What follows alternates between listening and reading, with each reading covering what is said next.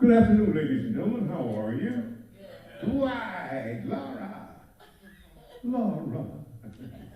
Good afternoon again. Ladies and gentlemen, let's give Ed another big hand.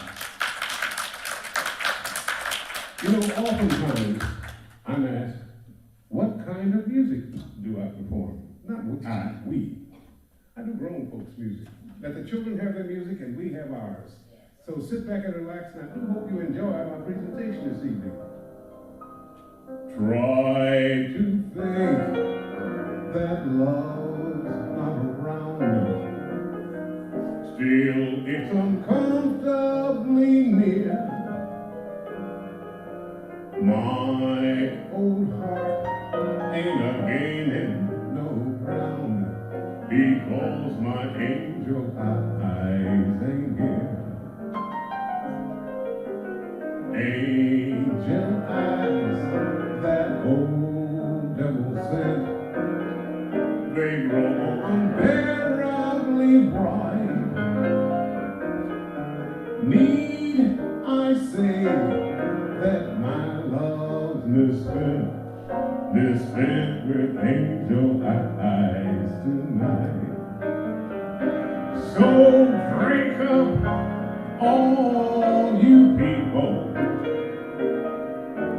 Order anything you see. Have fun, you happy, happy people. For the laughs and the drinks are on me. Pardon me, but I've got to run. The facts are uncommonly clear. Gotta find out who is now number one, and why my angel eyes ain't here.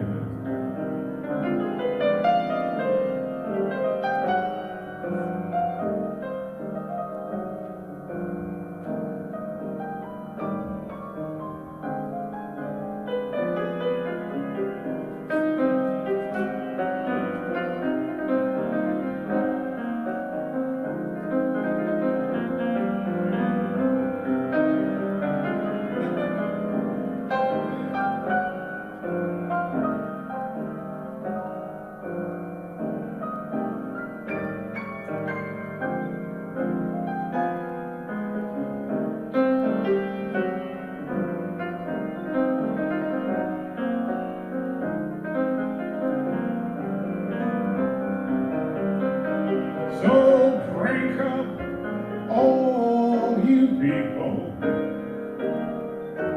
Order anything you see. Have fun, you happy, happy people. For the laughs and the drinks are on me.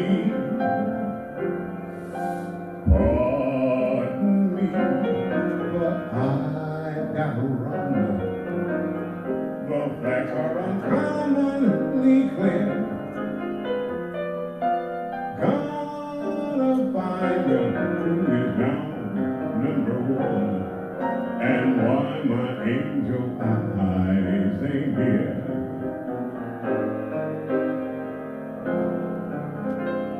Excuse me while I disappear.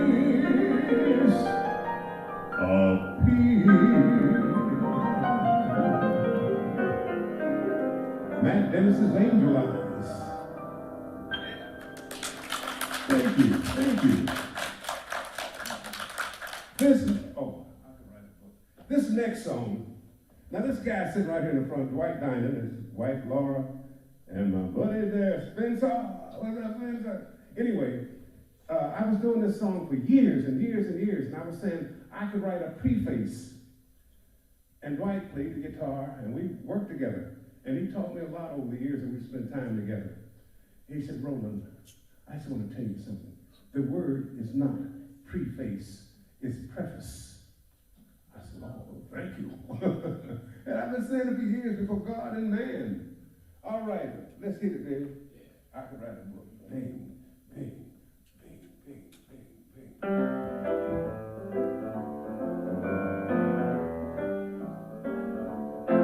If they ask me, I could write a book about the way you walk and whisper and look. I could write a preface on how we met, and the world would never forget. And the simple secret of the plot is just to tell them that I love you a lot. And the world discovers as my book ends how to make two lovers of friends. One more time. If they ask me, I could write a book about the way you walk and whisper and look. I could write a preface on how we met, and the world would never forget. And the simple secret of the plot is just to tell them that I love you a lot. And the world discovers as my book ends how to make two lovers of friends.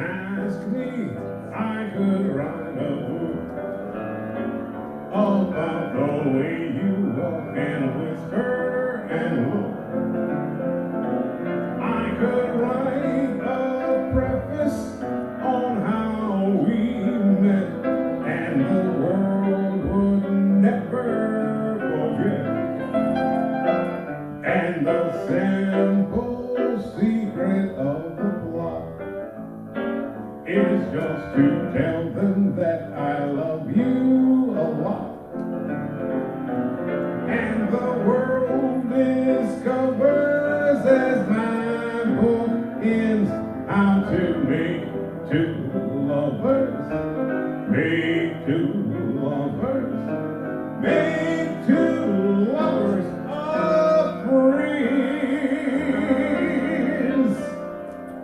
I could write a book. Thank you, thank you. And thanks for the input there, young man. Good to see you. Hello, cuz. How you doing? Give me 500, honey. Dollars I'm talking about. And don't give me a check like you did last time, okay? That's my cousin Anita back there. Yeah. Back there in this corner over there, that's Frank Williams, my drummer. And back there is the Butler family. And all these people. There's my wife right there, Catherine. There's Stella. You know, Stella, I got just a song for you. Let's do Stella by Starlight.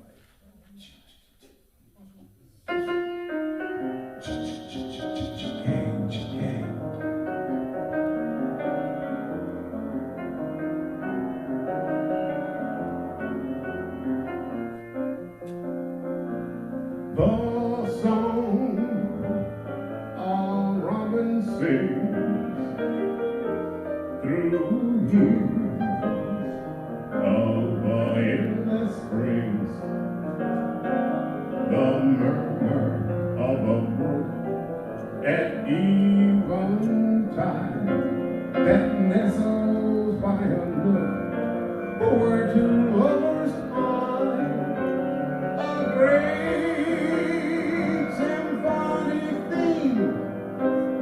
That's Stella by starlight and not a dream. My heart and I agree. She's everything on earth to me. One more time. The song a robin sings through years of endless springs, the murmur of a brook at eventide that nestles by a nook where two lovers find a great symphonic theme. That's Stella by starlight and not a dream. My heart and I agree. She's everything on earth to me. Go ahead, brother.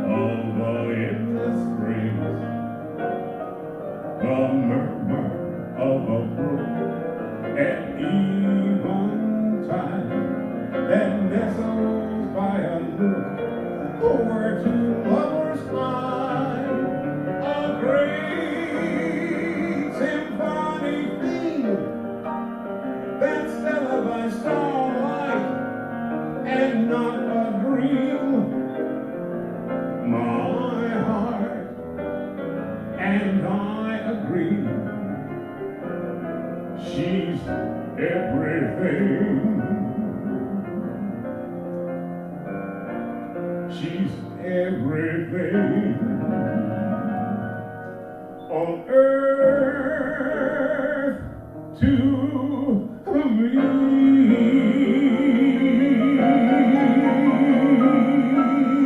Stella by Starlight. Thank you. Thank you. That's pretty good, Professor. That's pretty good, brother. This guy here, he and I have been working together on and off for the better part of 30 years. When he met me, I was just a wee baby, you know. And he lies like a dog. How about the days of wine and roses? Okay. Give it to me, do a little monologue to us. All right. You know, since I was a kid, I used to love going to the movies, and I would love these music theme songs. And fortunately, they had some great ones, some great ones. When I worked at the Muni for 20 years, one year I met Howard Keel.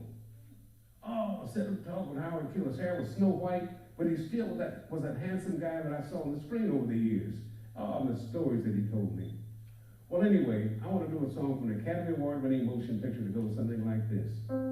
The days of wine and roses, laugh and run away, like a child at play, through the meadowland towards a closing door, a door marked nevermore, that wasn't there before. The lonely night discloses like a passing breeze that was filled with memories of the golden days that introduced me to the days of wine and roses. And you, the days of wine and roses, laugh and run away, like a child at play, through the meadowland towards a closing door, a door marked nevermore, that wasn't there before. The lonely night discloses like a passing breeze that was filled with memories of the golden days that introduced me to the days of wine and roses and you.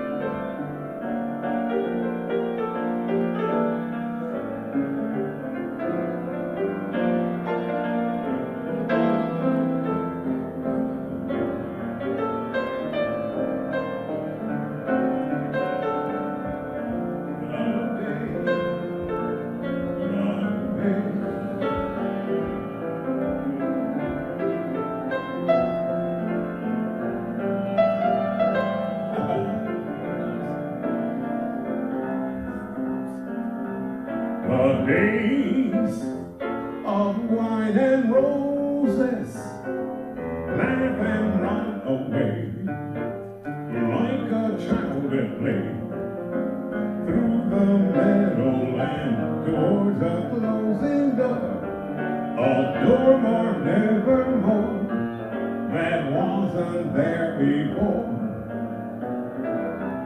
The lonely night discloses like a passing breeze that was filled with memories of the golden days that introduced me to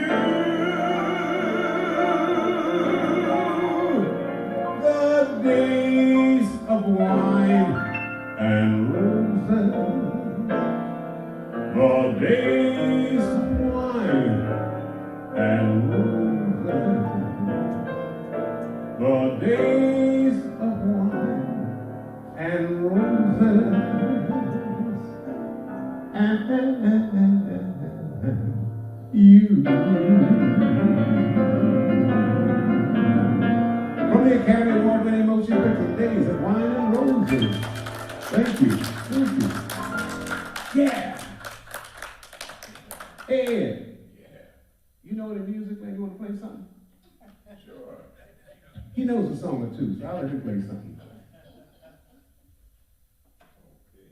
I'll even give you the stage.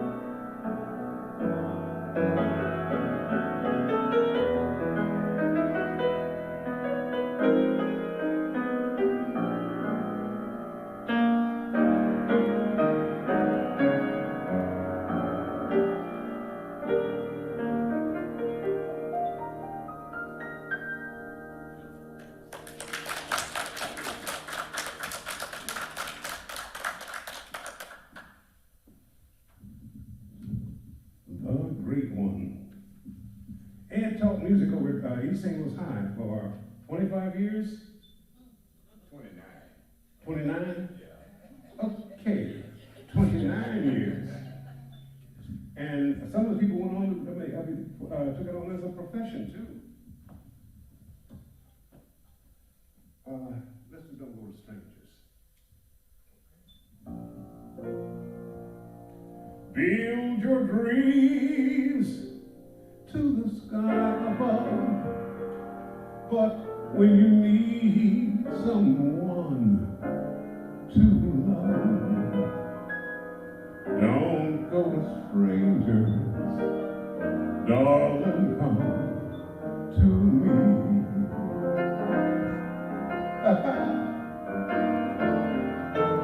Play with fire till your fingers burn, but when there's no place for you to turn, don't go to strangers, darling, come to me.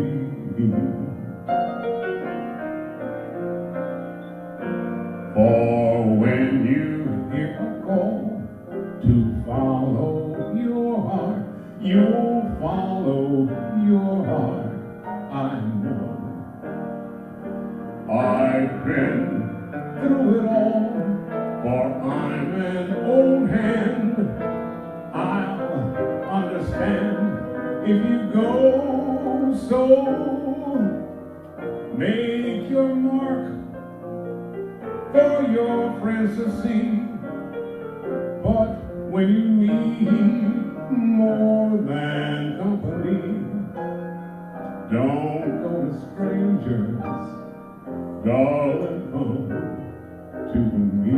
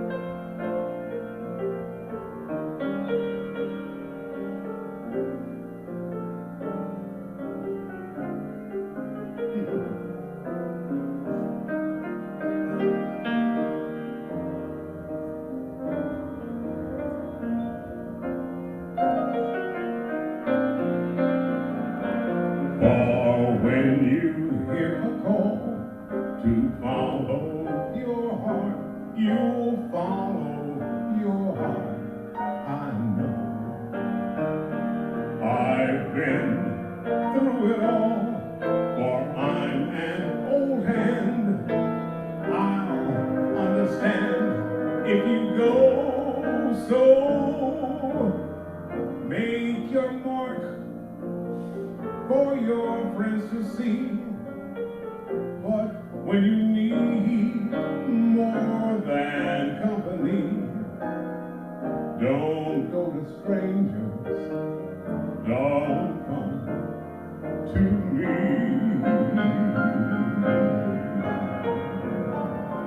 Don't go to strangers, darling, come to me.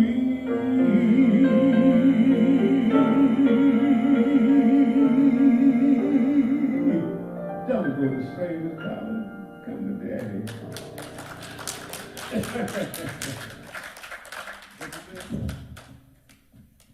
Speak a little louder.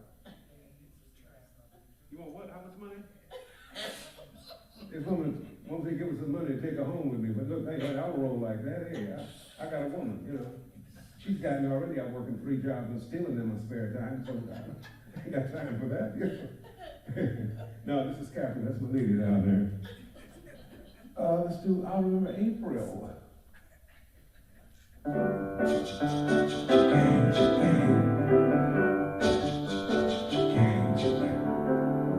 This lovely day will lengthen into evening.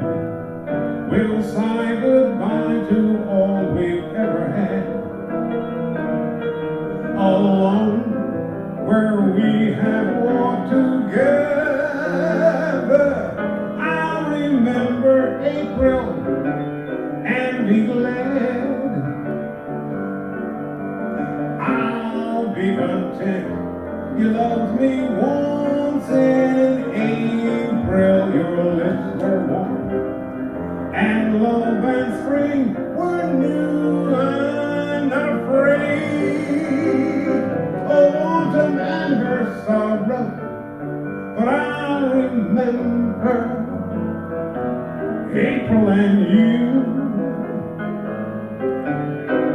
The fire will dwindle into glowing ashes, for flame and love lives us for a little while. I won't forget, and I won't be lonely. I'll remember April, and I'll smile.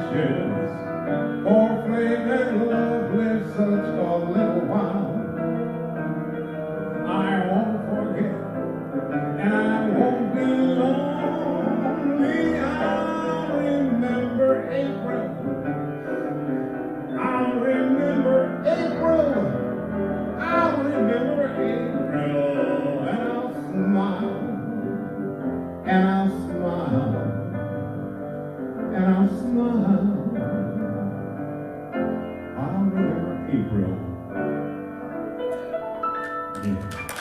Thank you.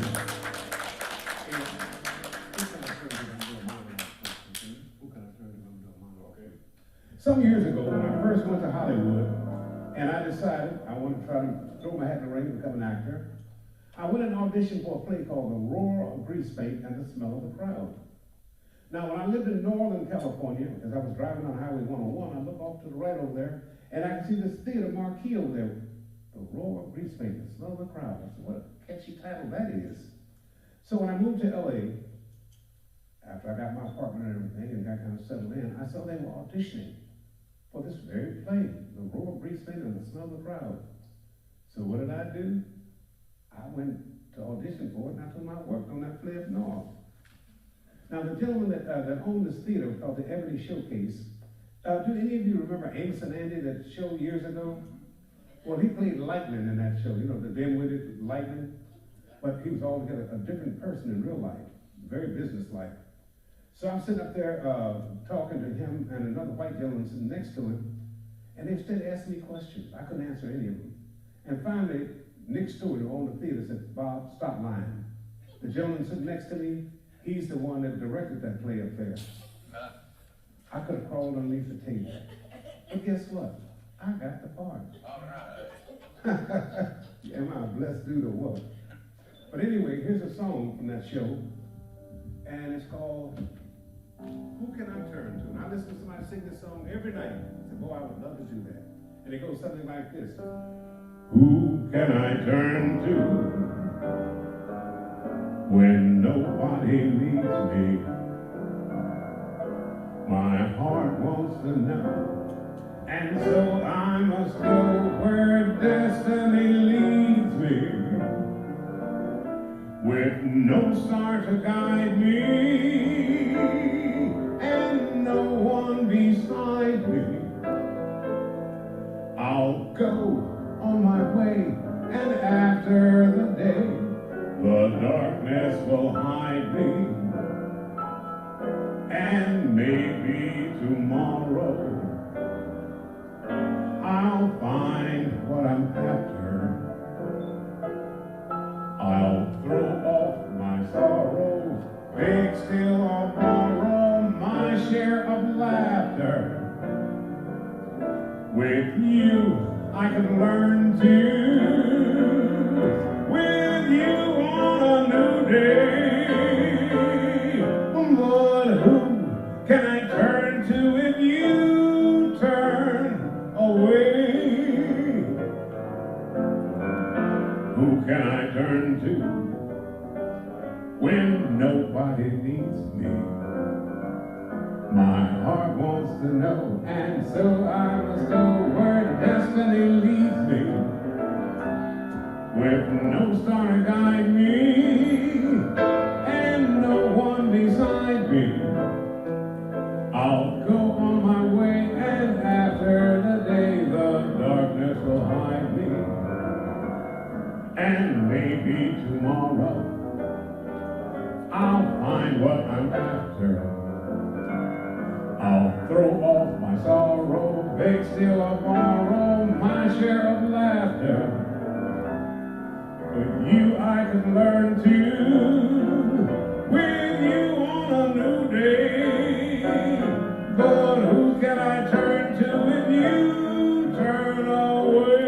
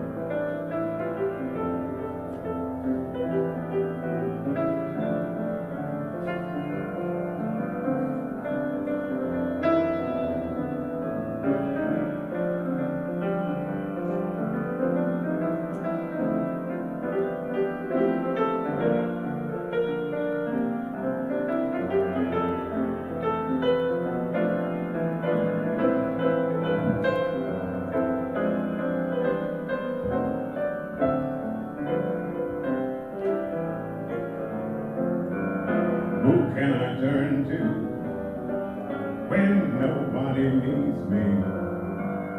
My heart wants to know, and so I must go where destiny leads me.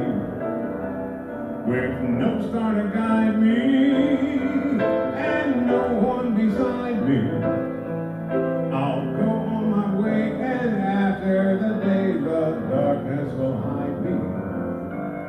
And maybe tomorrow, I'll find what I'm after. I'll throw off my sorrow, beg still I'll borrow my share of laughter.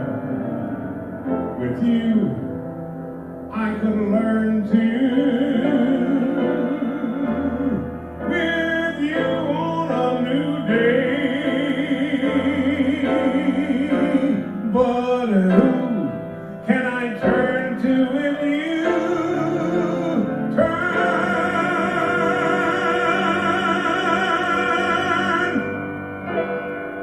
away?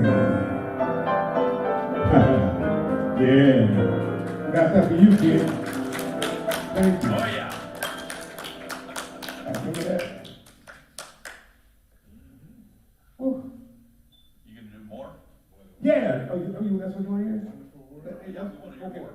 We'll do one for one, then we'll do more, okay?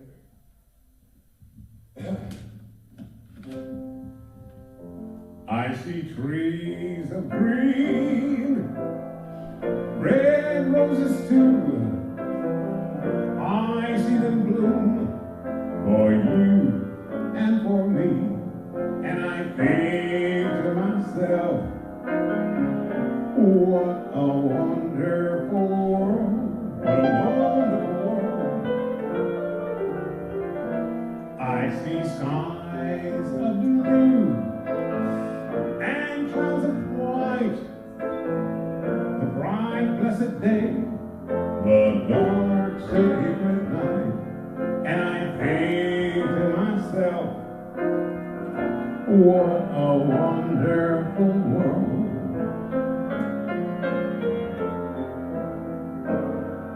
The colors of the rainbow, so pretty in the sky, are also on the faces of people passing by. I see friends shaking hands, saying, how do you do? They're really saying, I love you. I hear babies crying, I watch them grow. They'll learn much more than I'll ever know. And I think to myself, what a wonderful world. Yeah, that's smiley face.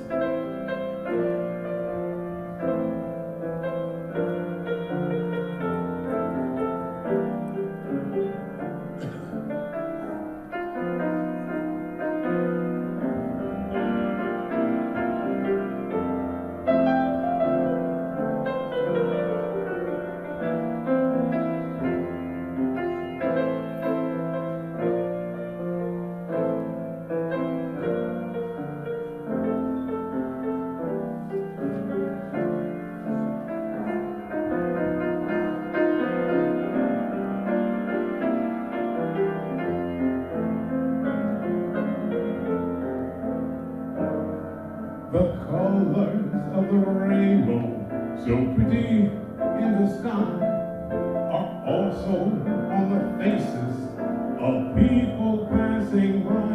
I see friends shaking hands, saying, how do you do? They're really saying, I love you. I hear babies crying, watch them grow. They'll learn much more than I'll ever know. And I think to myself, what a wonderful world. Yes, I think to myself, what a wonderful world. world. And you know, ladies and gentlemen, it is a wonderful world if we don't destroy it. Thank you. Thank you. Let's do more. Yeah. G, you said it. Chicane. This lovely day will lengthen into evening. We'll say goodbye to all we've ever had. Along where we have walked together.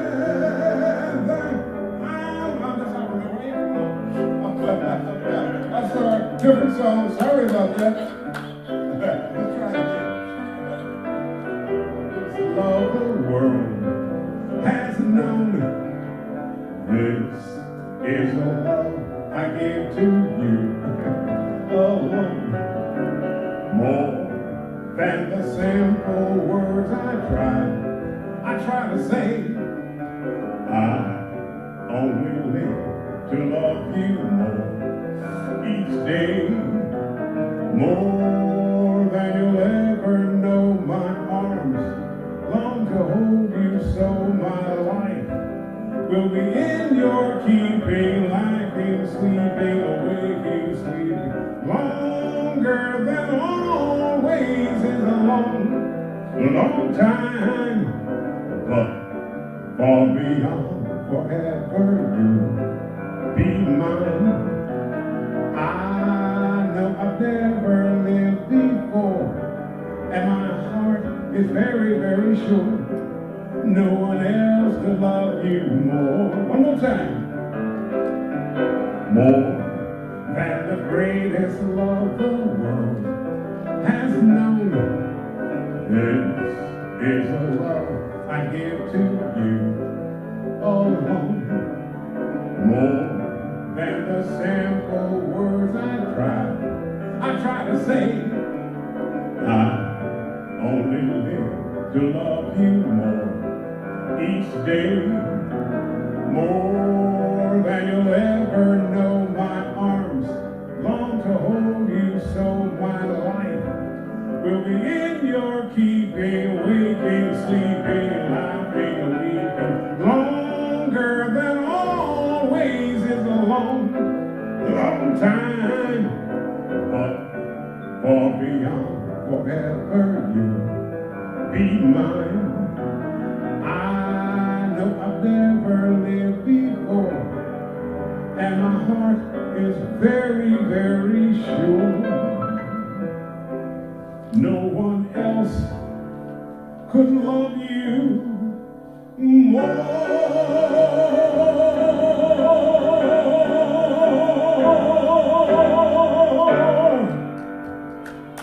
From the Academy Award, thank you. The Academy Award winning motion picture, Mom Don't Come. Nicholson, for that matter. Hey, Ed. Why don't you bang out something, brother? You know anything? They might want to give a request out there. Huh? Do they have a request? Anybody got a request? Ladies are tramp. Oh, no.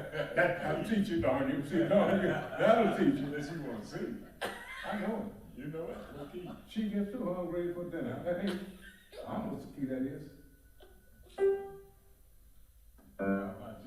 I'll take it. I'll take it right there.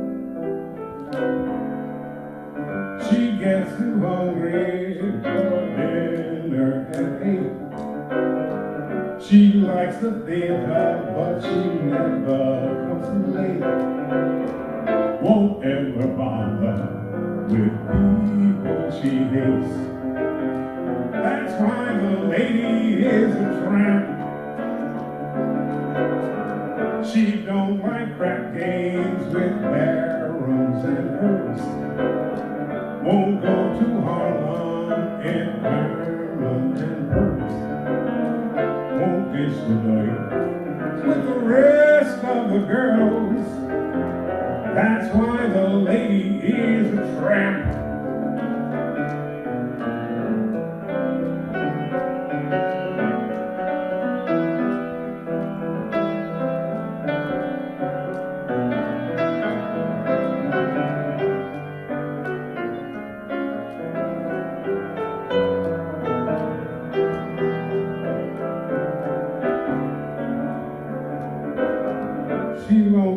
gang with barons and girls.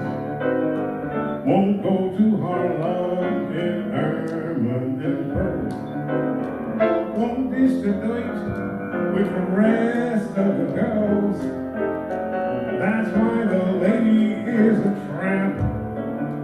That's why the lady is a tramp.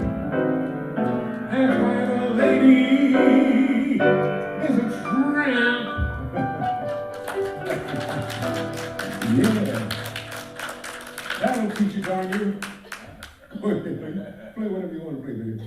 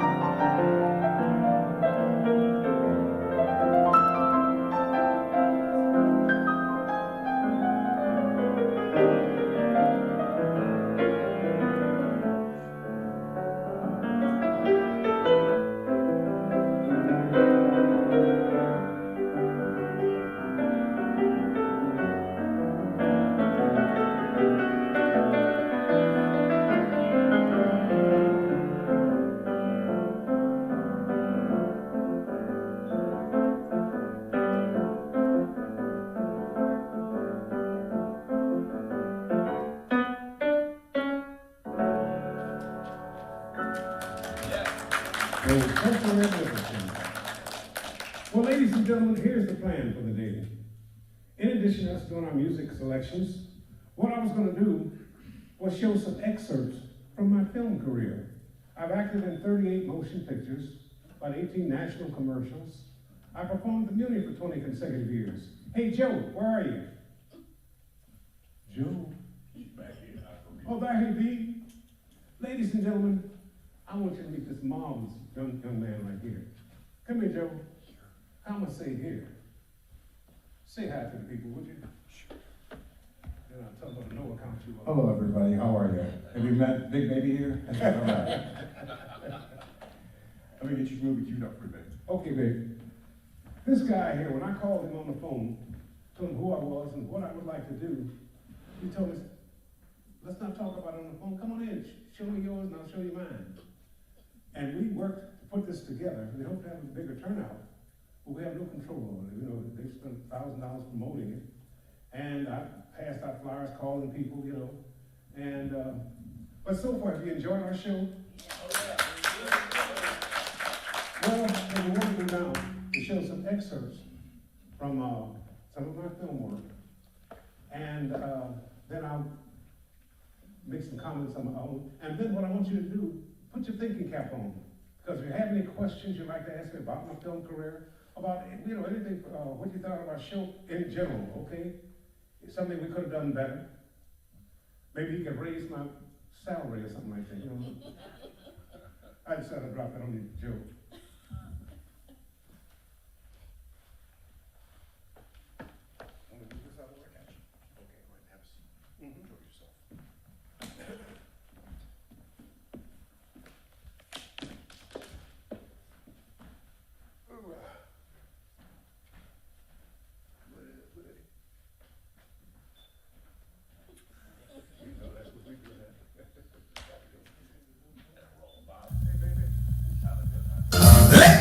about a girl I know.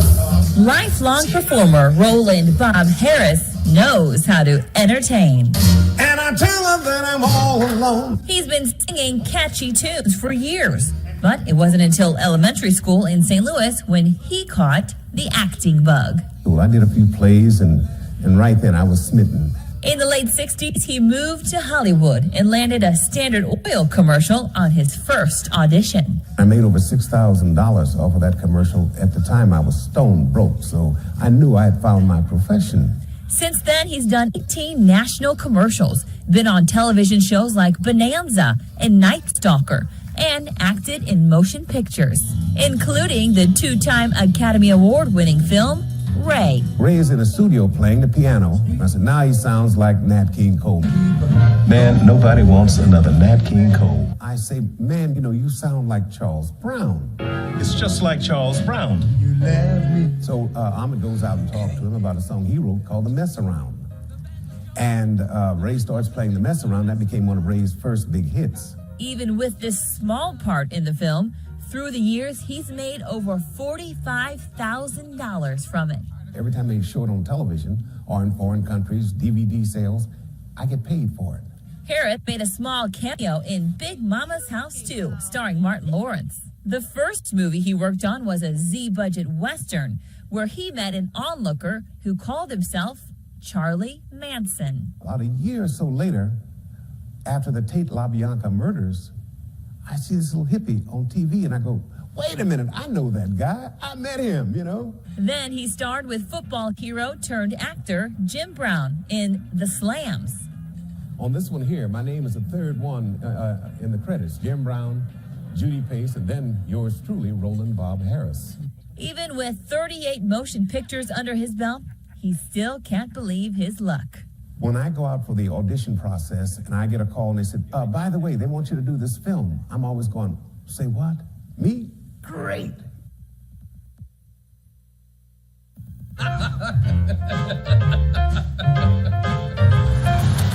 Went to see my sweetheart last night around about 10. She said, home is sweet papa, squeeze me every now and then. What do you think? Man, nobody wants another Nat King Cole. Cause she's sweet that way. The midnight hour have found me lonely, so unhappy as I can be. Amen. It's just like Charles Brown. You left me. Okay. Yes, you left I'll talk to him. Tell him. without a love. All right, fellas, that's a cut. That's a cut, fellas. Fellas. Band can take 5. You just don't get it. All right, cats, You take either 5. sound original or you've got nothing. Ahmed, what'd you think of that? Ray, I want to tell you something, and I don't want you to take it wrong. Then give it to me right then. I signed you because I sensed something special in you, not because you sound like Nat Cole or Charles Brown. Well, I thought you liked what I do. We love the timbre of your voice. We like your virtuosity, your energy. But not my music. Come on, man. I didn't say that. Hey, look, man, Ahmed, this is what I do, man. I gotta make a living. This is what the people want. I don't know no other way. Well, we got to help you find one. Look, let's try a little change of pace, okay? You're familiar with stride piano? You kidding me, man? The man that I learned the piano from is a stride player. Okay, I got a song. Uh-huh. It's called The Mess Around. They're messing around. Cute title. Who wrote it? I did. Oh, you wrote it. Yeah. Well, sing it to me, man. Sing it? Yeah. It ain't like I could read the lyrics. Okay, well, it's key of G. Okay. Kid, you. Uh-huh. Yeah, but it's a kind of Pete Johnson thing. Pete Johnson. Yeah, that's it. You like that? Okay, Yeah. here we go. 2, 3, 4. You can talk about the pit, barbecue. The band was jumping. The people too, they're doing the mess around. They're doing the mess around. They're doing the mess around. Everybody doing the mess around. All right, that's pretty good. Let me take it from here. Now this band's gonna play from 9 to 1. Everybody here's gonna have some fun doing the mess around. Doing the mess around. They're doing the mess around.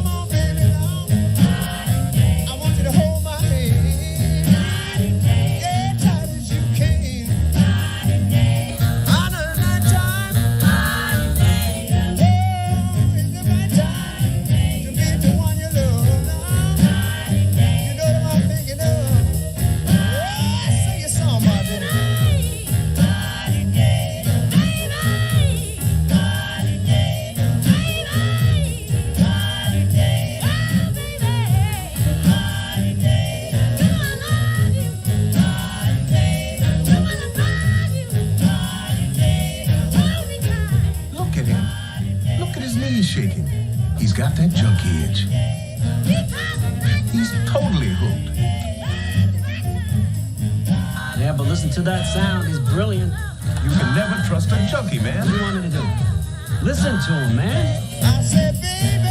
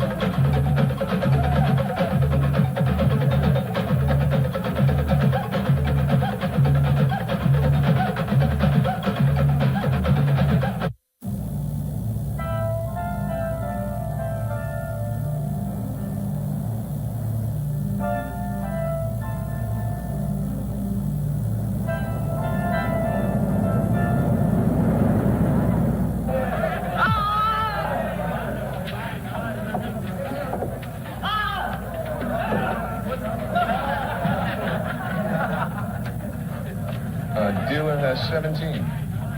He takes just a little hit. A little slap on the ass. Just a pat. Ouch. That hurt, Tommy.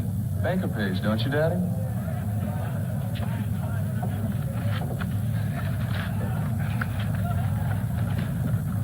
Deal him out. Well, what's the matter? Are you the only one around here that's supposed to win? I play cards for fun, win or lose. Let's talk and I'll buy you a drink.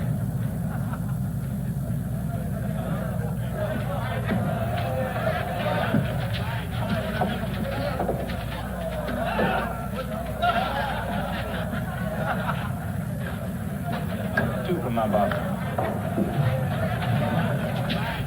I see a man playing a card and playing to win. Man has no fancy, boy.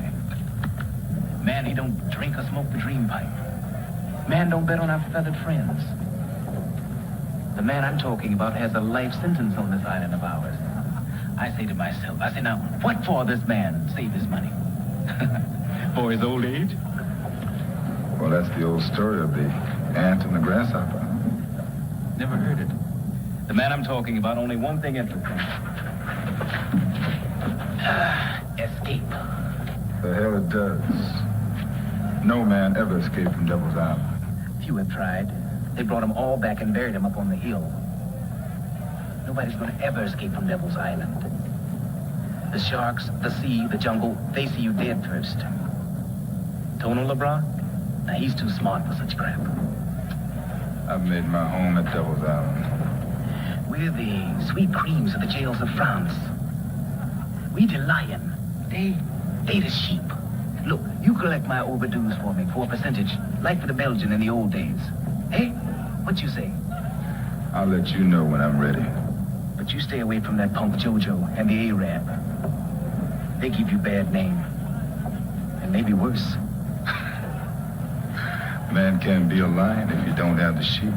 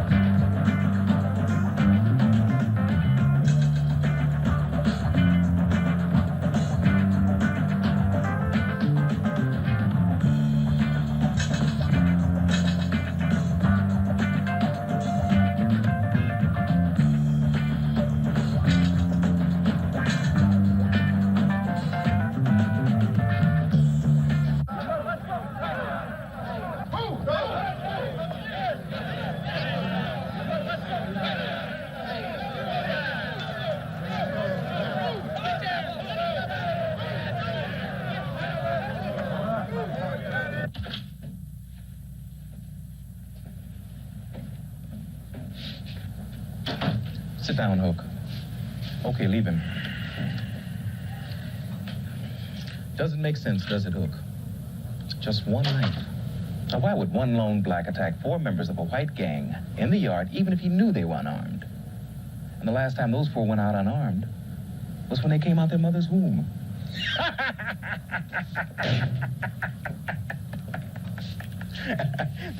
Then again, if they did attack you, the knife ended up in the wrong back. It just doesn't make sense. You know what I think? Somebody set you up. A man smart like you must have some ideas. You've gone to a lot of trouble for nothing, Captain. You're right. You're absolutely right. I set you up. All that bread disappeared. The syndicate wants its money back. There's a contract out on you, man. Scaring the wrong nigga, Captain. I came here to be rehabilitated, to find a useful trade. Right? I'm your friend. Don't outsmart yourself. You're gonna need a friend before you're through. Well, I appreciate your offer of friendship, Captain. You're gonna appreciate it a hell of a lot more before I'm through. That's just to remind you that Captain Otis P. Stamble is your friend. I was cruising on the wall. Day guard, stay on search duty. No exception. Alert the swing shift. Notify the LAPD and Sheriff's Department. Man, damn LAPD. Yes, sir. Have all floor officers report to me at once with their floor plans and escape SOPs. Full-scale lockdown till further notice. We're gonna keep him inside. Yes, sir. Wait a minute. Notify the tower and get a verbal confirmation from each guard to shoot for a takedown. I don't want any goddamn mistakes. I want that man alive.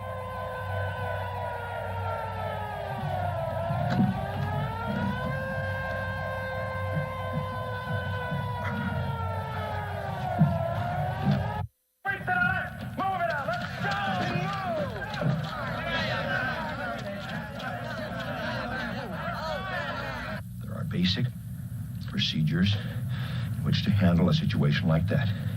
Now, you tell me, why did you not contact the police? Warden, he's still inside.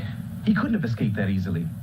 I've been chief guard here at CPI for 11 years. Now, no one's escaped yet. And Hook's not going to be the first. I just received a phone call from LAPD intelligence. They informed me that a cab driver picked him up last night. What? How in the hell they know it's him? Because his ID tag was in the backseat of the car.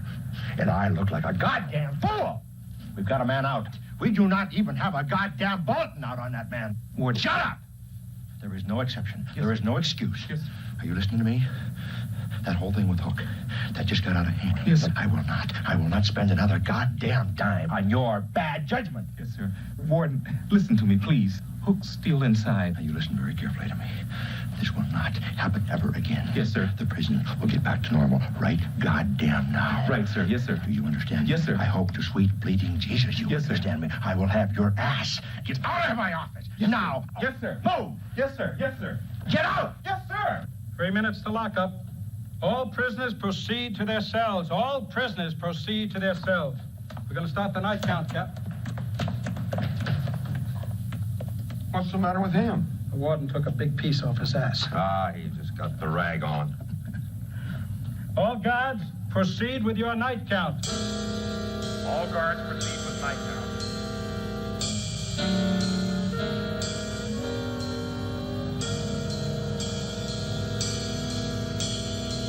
All guards proceed with night count.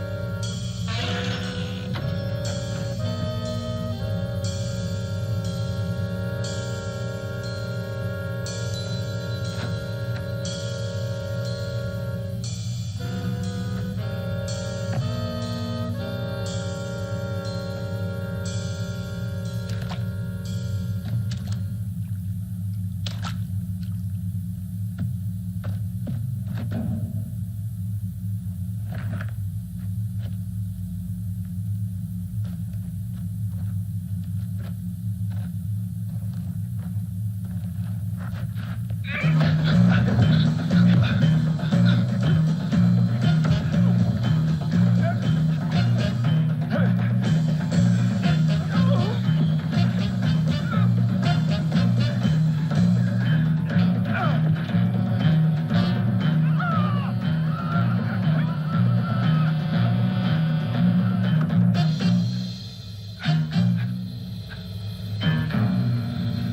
hell's the matter with you, West boy? You're always the last. Will you get it on up there? Yeah, I'm gonna hope.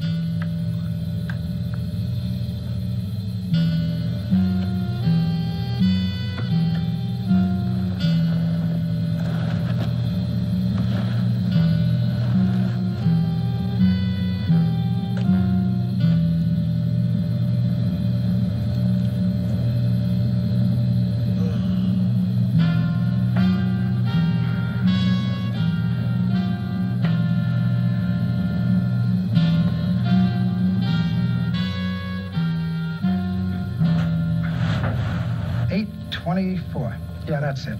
Make it a little faster next time, will you? Yeah.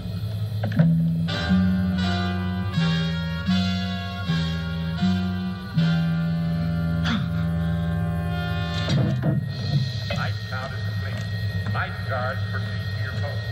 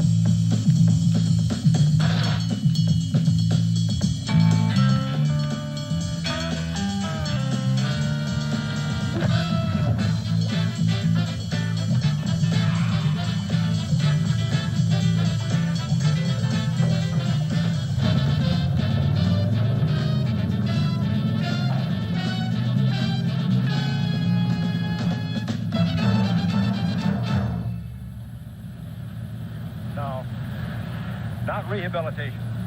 It's re-education. That's exactly what we're doing here. We're changing their minds. What about the security program we have here? Yeah, what we call a security game plan. I'm concurrent with this re-education program. This is going to be a new kitchen. We fought very hard to get the board to okay this. Sergeant Bartella is probably his favorite program in the kitchen. Oh, we had nutritional problems. We had facility problems. Stop this! Stop it! Oh, God. He had an accomplice. Somebody on the outside. Got the clothes and the ID tag out to him. Dambo was right. He didn't make it out after all. When I first went to Hollywood, after I got my apartment, I think I had about $40 left. So the next thing I wanted to know was, where is Hollywood? Hollywood is a part of Los Angeles, okay? So they told me how to get there, and I went driving down Hollywood Boulevard, and I was expecting to see something that wasn't there. I was like, damn, this is Hollywood. Maybe I made a mistake. So then I go down Sunset Boulevard. Unless you make up to Beverly Hills, it still didn't look too great. Then I wanted to find out, where are the studios? And you see the studios, well, maybe I'll drive in here and check it out. That's not doable either. They won't let you in there.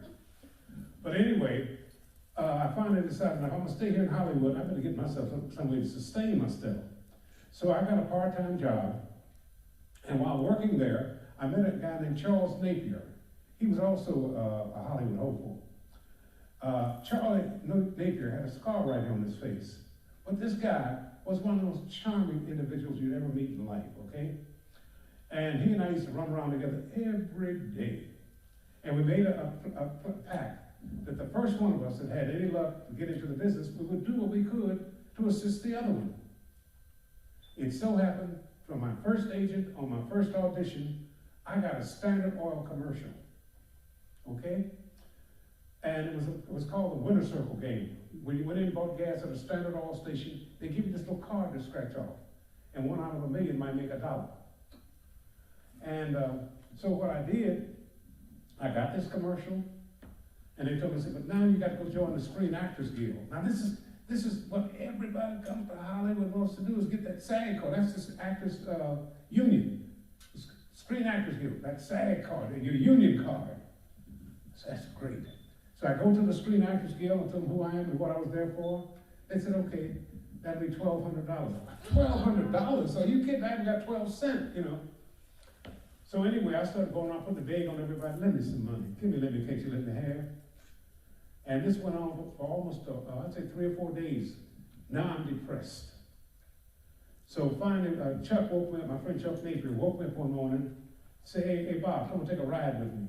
I said, man, I ain't got time to be palling around with you. I got to try to find me some money. I didn't tell him this, but that's what I was thinking. So lo and behold, I decided I'd go with him. He wanted me to go someplace with him. I went and got his Volkswagen. And while he's driving, I'm looking at my little personal phone book. He pulls into this parking lot. I'm still looking at my little personal phone book. He said, wait until I come back. He comes back, and I'm going to use the same words he used, so that I hope nobody becomes offended. He comes to open the door. Get your head up, you son of a bitch. Get your head up. I raised up, and he took his hand out like this and had 12 $100 bills in his hand. Go join the guild. Now, what really struck me about this, we were living in one of the low-endest place in Hollywood, okay? It was a rooming house. And I think we were only paying something like $50 a month. I'm talking low end, okay? It was all like no end. So I'm trying to remember, where did he get all this money? I realized he went in the bank. I thought he didn't rob the bank. Come to find out, he came from a rich tobacco-growing family in Kentucky. For that matter, he had a master's degree from the University of Kentucky. So he took me over to the Screen Actors Guild. I went and joined the guild. I came out. I let him see my card. He held it. And I know he was thinking in his heart of hearts, I wish this was mine. And I was wishing he had one too. But needless to say, he did go and do quite well. But anyway, when I went to do the commercial, the day I went to work, I had no money. I had a thumb ride to the studio. I get over there, and the production staff member took me to the wardrobe trailer. And the wardrobe supervisor called me into his trailer, come on in here, and I had taken some clothes over there that they were going to choose from what I was going to wear in this commercial. And I'm in there going to change clothes, and somebody passed by and started screaming, Bob Harris, what are you doing in there? What did I do? I just came out. I ain't been on the job 15 minutes, and already I'm getting fired, you know. He got me out of the trailer and took me over to another trailer, and on the door was a star on the door, Bob Harris. It was my own personal dressing room. I wasn't supposed to be in there with, changing clothes in the wardrobe trailer. I had my own dressing room. I said, man, I have arrived. This thing wasn't big as a room closet, but it was mine. Then they brought my wardrobe over. I got dressed, and someone came and took me over to the set where they had a mock gas pump set up. But they had a chair there. On the back of this chair, Bob Harris.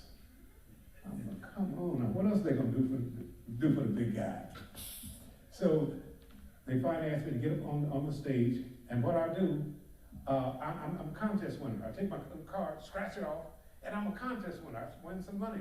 And actually, the card they gave me, I won $5 off of it. So, it was a real card. I won $5. Now, they had me do this 3 times, okay? And when, finally, I told one of the production assistants, I said, yeah, man, look, it was my motivation. I won $5 on this card. He said, give it to me. Now I got no money, and he takes my $5 card from me. So after I got through, I had to thumb a ride home. So then, I got paid for the shoot. Pretty good money, but it wasn't enough to check back his $1,200. And then about 3 months or so, my girlfriend and I, we were riding up on up on Hollywood Boulevard on a Saturday morning. And I'm a show off, because I'm a movie star, you know. I ain't done that since that commercial, but I'm a movie star. So I said, pull over here, I got to call my agent, the phone booth. I go call my agent's office. I didn't expect him to answer. He says, Bob Harris? I said, yeah. You don't have a phone? I said, no. He said, man, I've been trying to get in touch with you. I got a check here for you. I said, how much is it? He said, well, it's 4 digits. I said, I'll be right there. So he was in the Max Factor building, Right away, I had my girlfriend take me over there, drop me off, and wait until I came back. Catch the elevator, go up on the 6th floor, sign the release papers, and he gives me a handwritten check. Finally, I look at this check. $6,000. You see Sanford Son, this is a big one, you know? I was a big one, huh? And he explained to me what they did. They had done 3 commercials in one. Now, how is that for a first job you get? 3 commercials in one. And it was Standard Oil,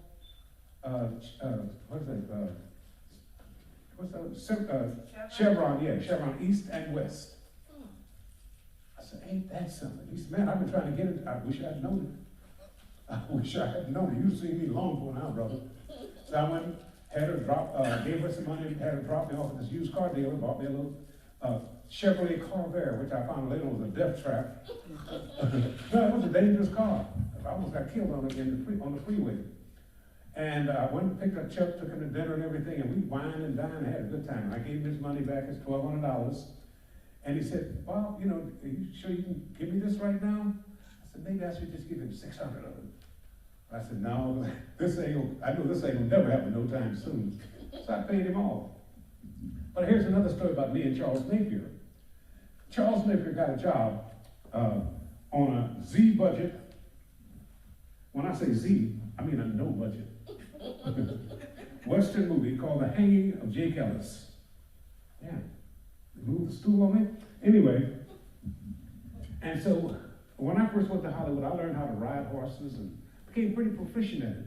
So Chuck asked me to take him out to teach him how to ride a horse and look like a cowboy. I also used to be a policeman, so I was pretty proficient with the handling of a 6-gun. And I prepared him for this Western movie.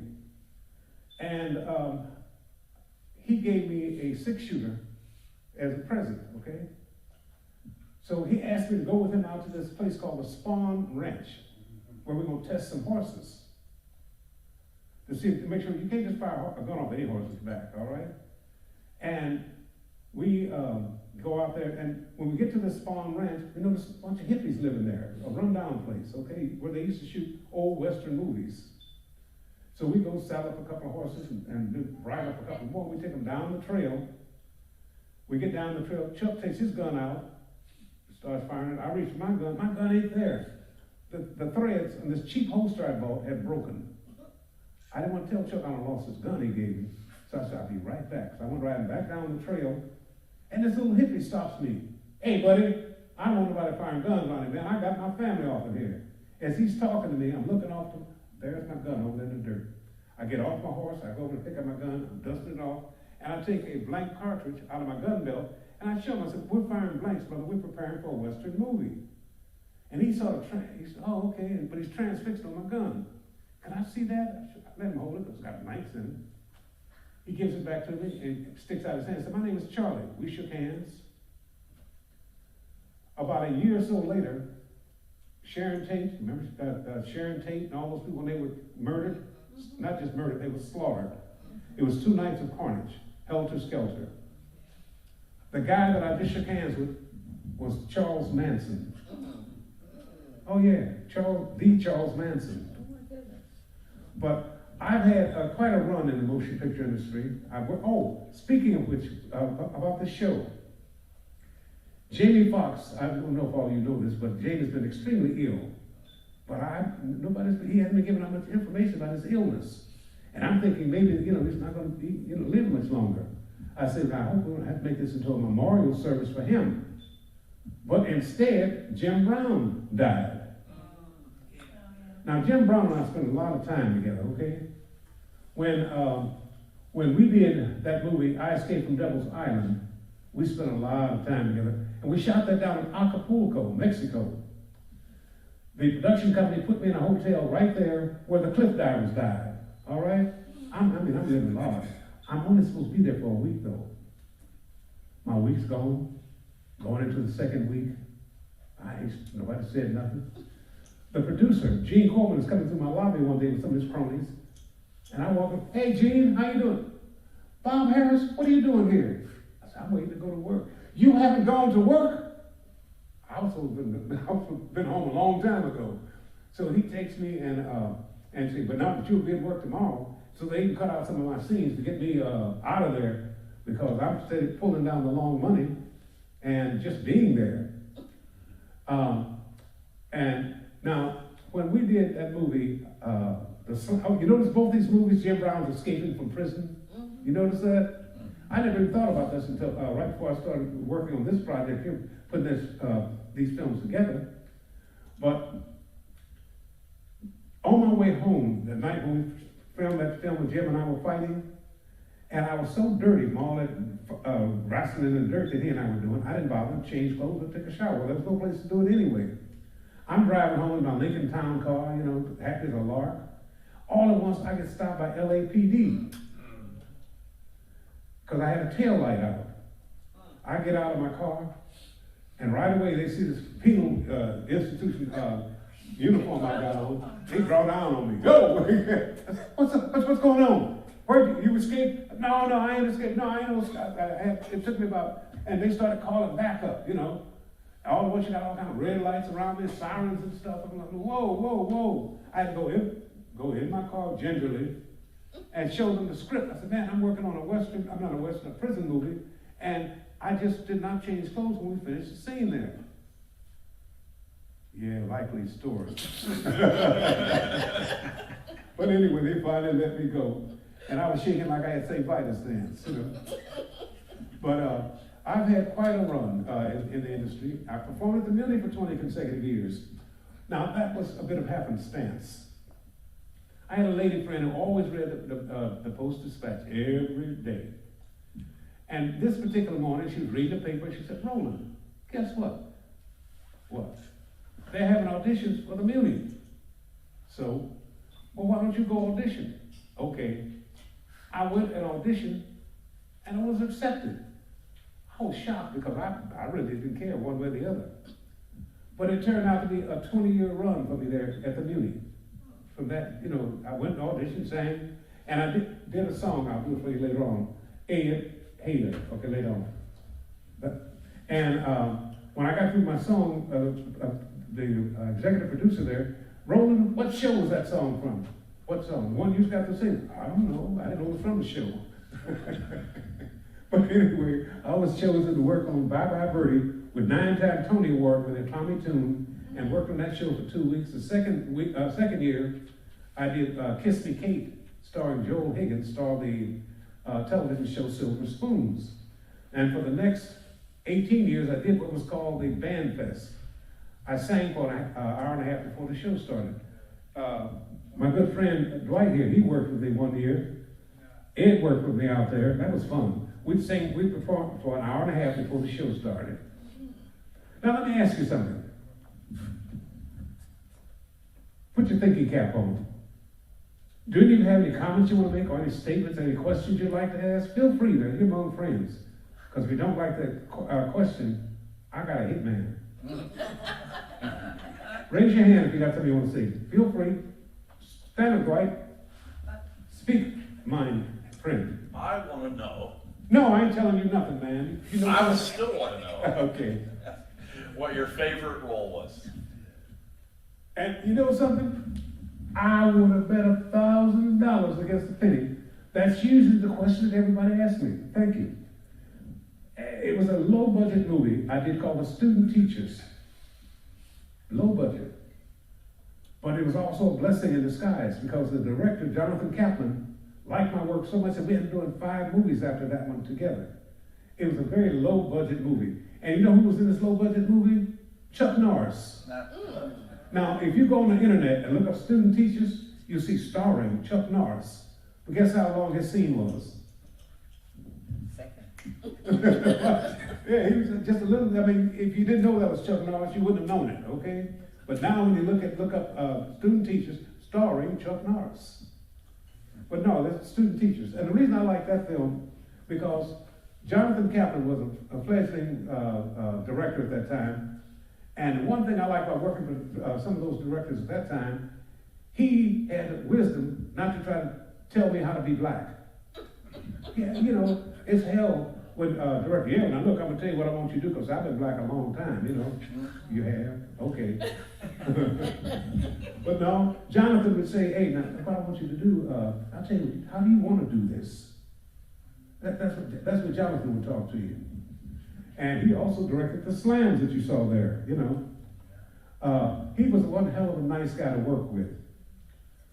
Somebody else, I know you got a question. Speak. Speak, brother. Did you play in a movie called Double Jeopardy? Yeah. Preacher? Yeah, man, no. A scene at the cemetery where you were walking through the cemetery Snitch. in New Orleans? Snitch. I saw you in the background. Yeah, wait a minute. Oh.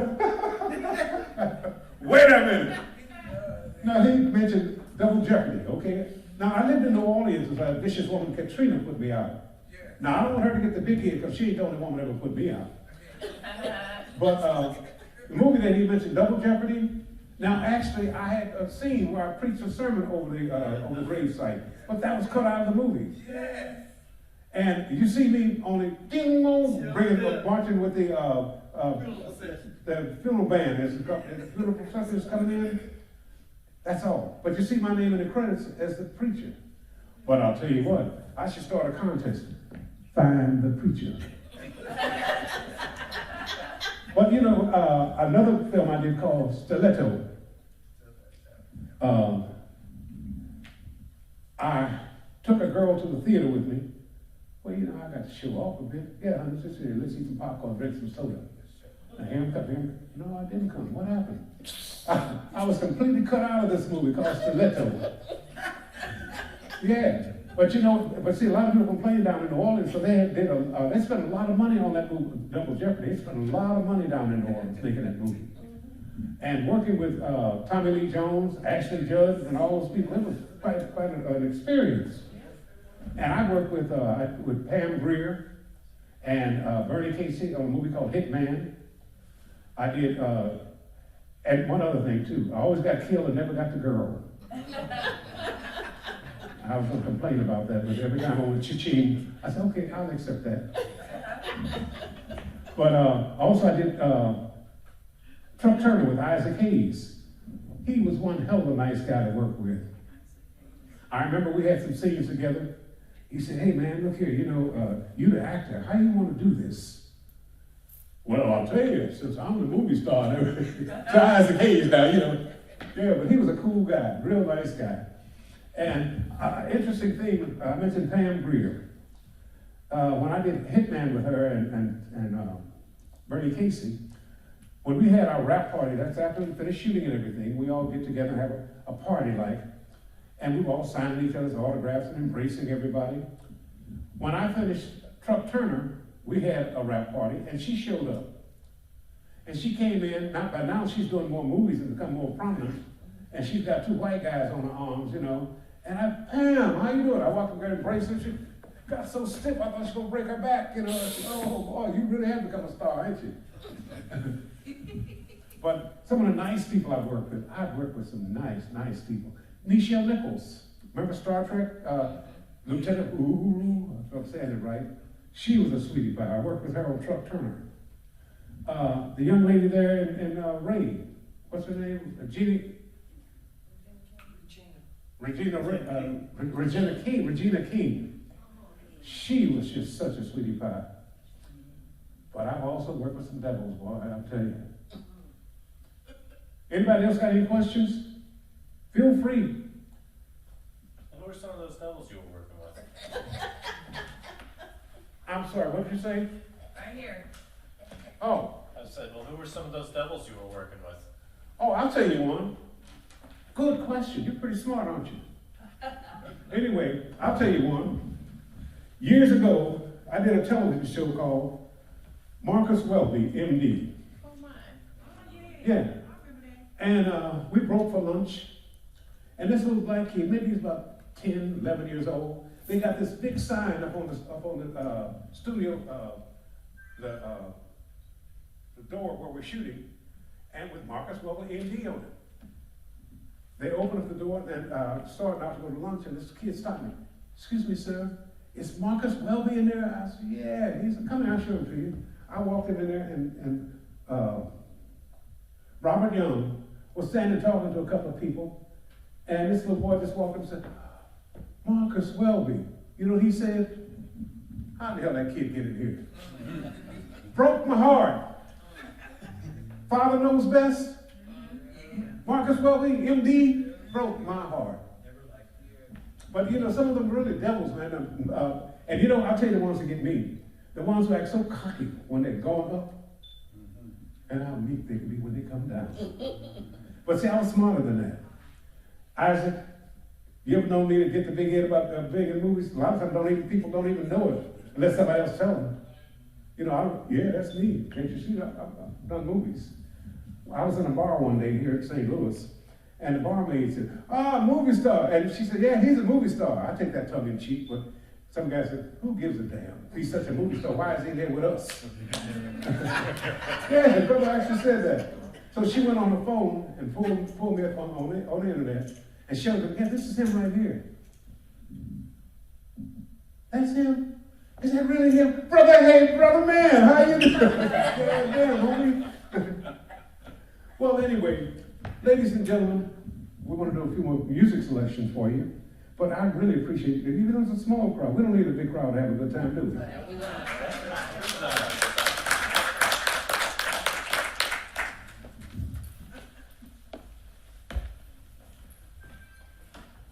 Tell you what, Ed, you knock one out to get yourself limbered up. Limbered up? Yeah.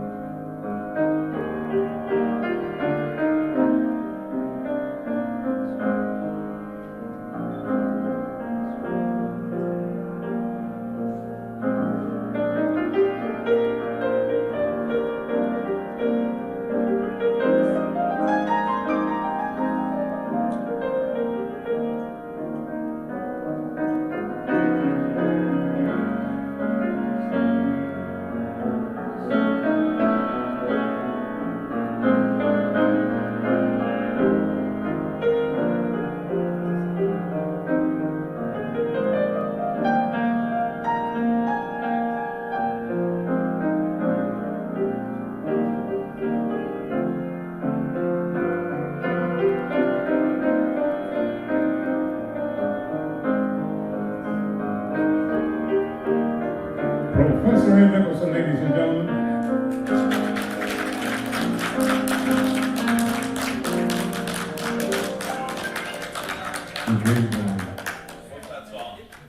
Bet you back out a while. Bet you back out a while. You're not very well informed, are you? Yo, baby. Were you happen to maybe gonna sing When Sunny Gets Blue? Do what, dear? When Sunny Gets Blue. Is that in your repertoire? I'll play it for you. I love that song. He'll play it for me. You play it, you try, you remember what you can. I just like to hear your voice do it.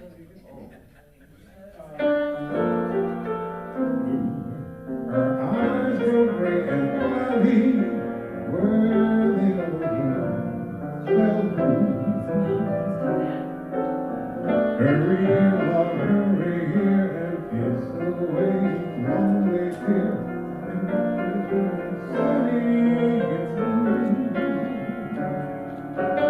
Sunny gets blue, she brings a dream of sadness where the rains fell through. Hurry here, love, hurry here and kiss away his lonely tear. And when Sunny gets blue, used to love to see her laugh. See how she's not the same. Since that sad affair, she's lost her protected way. How she's not the same. But memories remain, and pretty dreams will come over.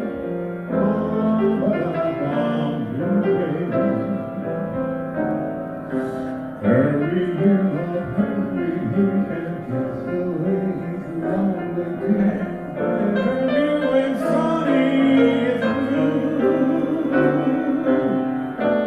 Here, love, hurry here, and kiss the way he's lonely too. And hold her new and sunny, yes, blue.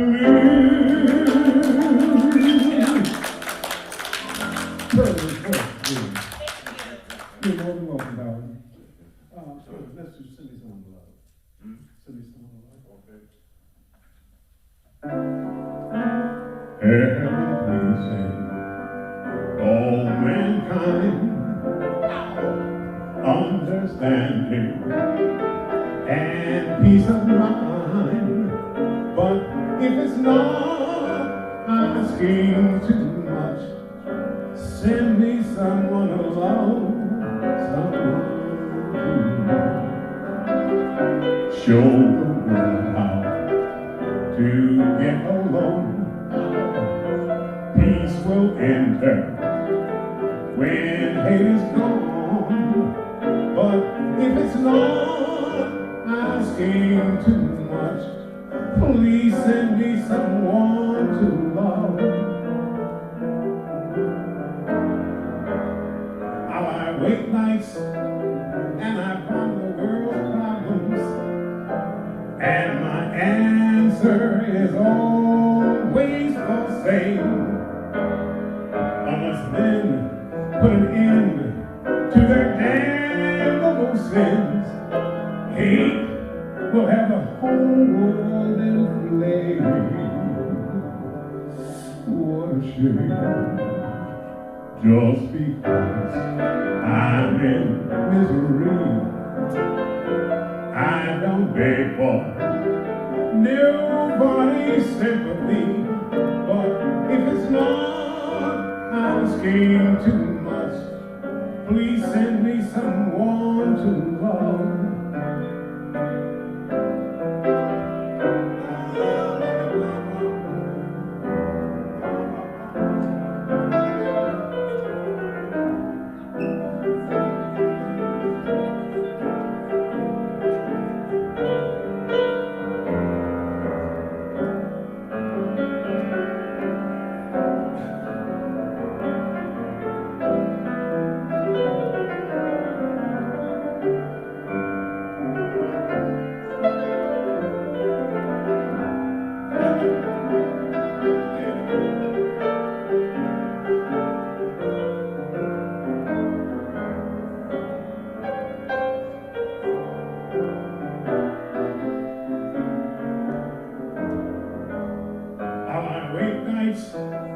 And I find the world's problems, and my answer is always the same.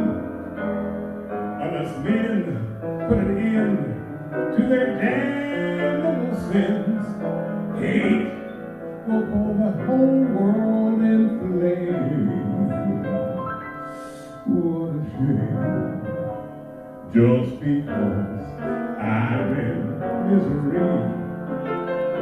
I don't beg for nobody's sympathy. But if it's not asking too much, please send me someone to love. I say I need somebody. I say I need somebody. Please send me someone to love. Oh yeah. Thank you.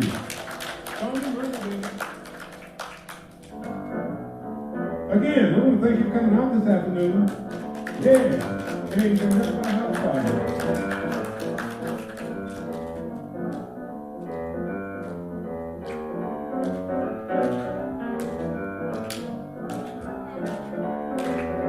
They call it stormy Monday, but Tuesday's just as bad. I say they call it stormy Monday, but Tuesday's just as bad. Wednesday's worse, and Thursday's also sad. Ow. The eagle flies on Friday, Saturday I go out to play. Yes, I do. The eagle flies on Friday, Saturday I go out to play. Sunday I go to church, I kneel down and I pray. Here's what I say. Lord, have mercy. Lord, have mercy on me. Lord, have mercy. Lord, have mercy on me. I cry, Lord, have mercy. My heart's in misery. Check this out. Say I'm crazy about my baby. Send my baby back to me. I say I'm crazy about my baby. Send my baby back to me. Send my baby back home. I will live in misery. Go ahead, Ed.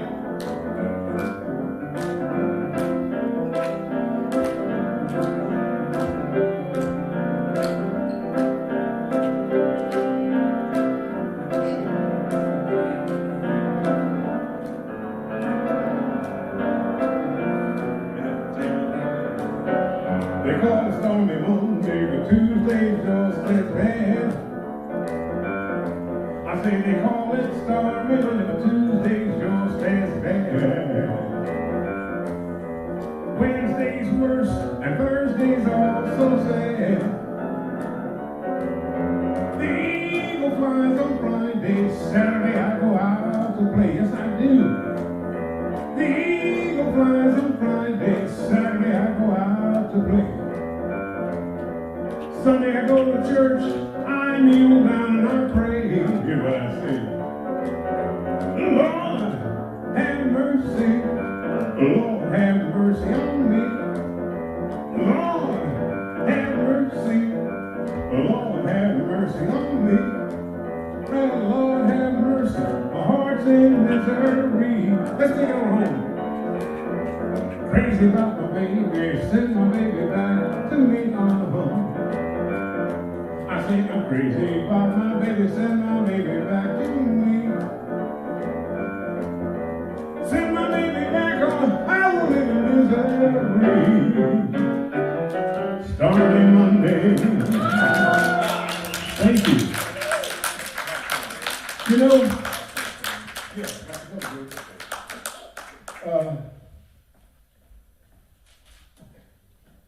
well, I'm like an old icebox. I can't keep nothing. Well, I'll tell you something, ladies and gentlemen. Working with Ed has really been a pleasure. We've been working on and off about 30 years, you know. That's a long time. And one thing I like about working with him, you know, sometimes you work with guys and they got a hard head. Nothing ever sinks in. You know, see, they're way of the highway. With this guy, he's very meanable. He's open to say, when you say, how about, let's consider that. I work with some people who say, man, look, you know, there's a gold mine right over there. We just walk across. No, man, I ain't walking across the street. Can't they bring it over to me? Ed had to make a little run there, you know.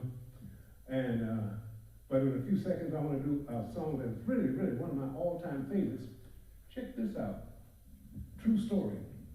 When I lived in New Orleans, I did a convention for surgeons from all over the world. And I was asked to do this one song, and they paid me $1,000, okay? On a riverboat, nonetheless. And I had on my white suit, my Panama hat, standing on the back of this paddle wheel, this riverboat that's just pulling out away from the shore, and I was singing this song. When I got through, I walked around the deck, and some of these foreigners, sir, would you sing that song for us? I'd sing it again. They gave me some money. Sir, would you sing it? Hell yeah, sang it to them too, you know. And well, this happened about 3 times, you know. And before I knew anything, I had close to $1,800. And then some of them had brought liquor on there. They gave me their excess liquor. I walked a fat cat, man. I walked out with $1,800, almost a half case of liquor, you know. Oh, man. But here's one of my favorite songs, the one that I hope it's a favorite of yours. Old Man River, that old man River, he must know something, but he don't say nothing. He just keeps rolling. He just keeps rolling along.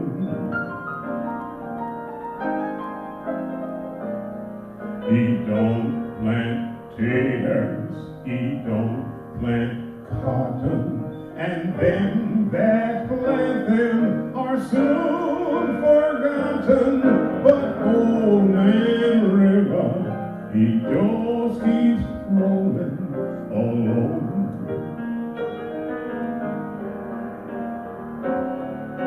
You and me, we sweat and strain, bodies all aching and racked with pain. You tote that barge, you lift that bale, you get a little drunk, and you land in jail. I get weary and sick of trying, and tired of living, and scared of dying. But that old man River, he just keeps rolling along. Again, ladies and gentlemen, you're beautiful. Just simply beautiful. Thank you. Thank you. Love you too. Love you too. Love you, Joe. Love you, babe.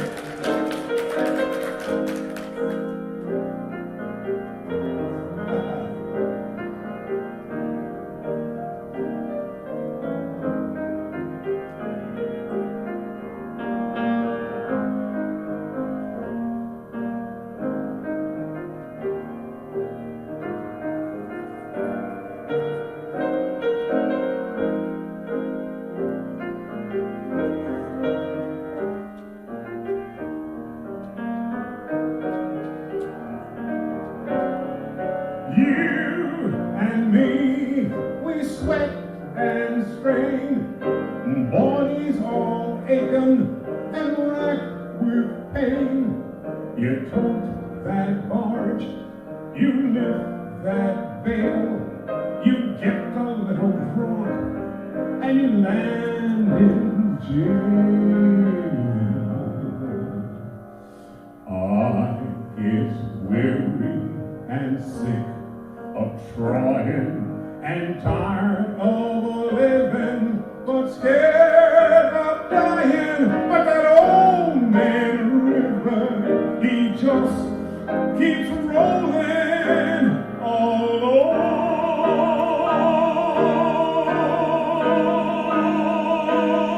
From Showboat. Thank you. Thank you.